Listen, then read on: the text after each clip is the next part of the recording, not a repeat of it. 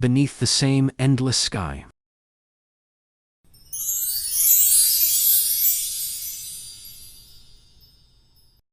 Silas Kane rode into town at dusk, dust swirling around his boots and horse. The town remembered the outlaw he once was, the man who vanished with danger in his wake. Now he returned to claim his late brother's land.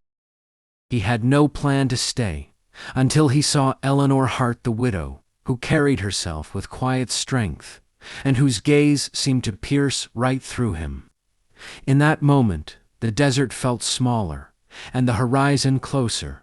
Eleanor Hart moved with purpose. The midwife of Arroyo Pass, she had healed more wounds than she could count. Widowhood had taught her to rely on herself and to trust few. Yet, when her eyes met Silas, something stirred. Curiosity, caution, and something warmer she hadn't felt in years. Their first conversations were careful. Silas asked for directions. Eleanor offered guidance with subtle authority. Their words were measured, but the air between them crackled with tension and unspoken recognition of loneliness mirrored in the other's eyes. Cattle thieves threatened Silas' property. Eleanor insisted on accompanying him, refusing to let him face danger alone. Together, they tracked the thieves across the prairie, sharing small acts of courage. A hand offered, a glance held to long love, began in those unguarded moments. Weeks passed. Shared dinners, quiet conversation, and walks beneath the stars became their routine. Eleanor's laughter softened Silas' guarded demeanor. Silas' protective presence made Eleanor feel safe in a world that had taught her loss. By the firelight, their hands brushed. Silas' touch lingered a heartbeat too long. Eleanor felt it, in her chest a thrill, a longing. They did not speak, but both knew the ember between them was growing. Old enemies arrived in town, threatening Silas' claim to the land. Letters and threats reminded him that danger never truly left. Eleanor feared for him, her heart pounding every time he left the ranch. The thought of losing him had become unbearable. A sudden thunderstorm forced them to take shelter under a low rock overhang. Rain drenched their clothes. Wind whipped around them. Silas brushed wet hair from Eleanor's face, fingers lingering in that intimate, vulnerable moment. Almost words of love trembled on his lips, but the storm passed before courage could claim him. The enemies returned with vengeance. Silas was ambushed and injured. Eleanor ran to him, tending his wounds with trembling hands. Their faces were inches apart as she pressed a wet cloth to his cheek. In that closeness, unspoken love surged urgent, undeniable, impossible to ignore. Under the warm glow of a lantern, Silas finally admitted the truth.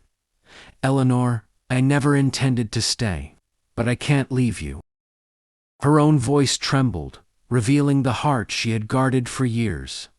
"Silas, you've already claimed my heart." That night, love was no longer unspoken. It was chosen. Silas' recovery was slow.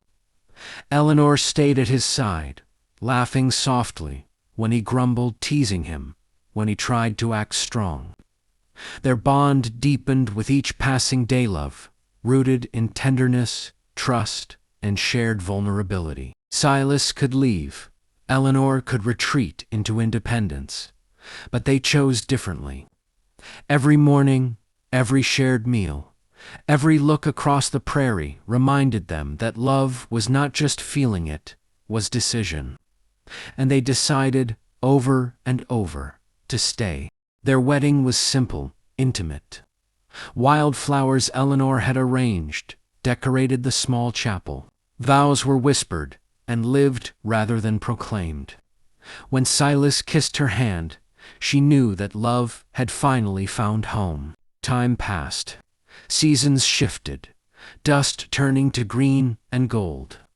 Their love flourished quietly in the rhythms of daily life. Shared chores, soft laughter, long evenings by firelight, hands intertwined while watching the sun set over the horizon. Years later, they stood atop a hill, overlooking the land Silas had reclaimed. The sky stretched infinitely above them. Hands entwined, hearts steady, they knew that love had endured not because it was easy, but because they had chosen each other every day. Beneath the same endless sky, they had finally come home. The sky was just as vast as it had been the day Silas Kane first rode into Arroyo Pass, but everything beneath it had changed. Years had softened the town and the people within it. Where there had once been whispers and wary glances, there was now trust. Silas was no longer the man defined by his past, but by the life he had built, by the fences he mended, the land he protected, and the love he kept. Eleanor's laughter filled their home as easily as lamplight once had. She still moved through the town with quiet authority, hands steady, heart open. When the wind carried cries of new life into the night, she answered them, and Silas waited for her return, with a warmth he had never known before her.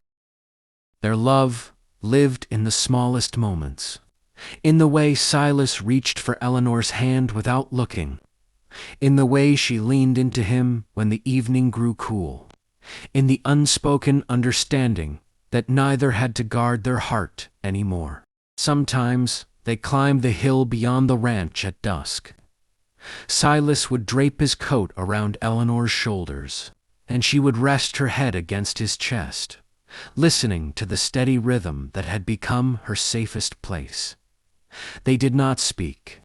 Words were unnecessary beneath the sky that had witnessed everything. They had loved bravely. They had stayed. And beneath the same endless sky that once held fear and doubt, love had found its truest form not in passion alone, but in constancy, tenderness, and the quiet certainty of belonging. Home was not a place on the map. It was here, in each other. Like and subscribe. Aurora Tale Wild West. God bless.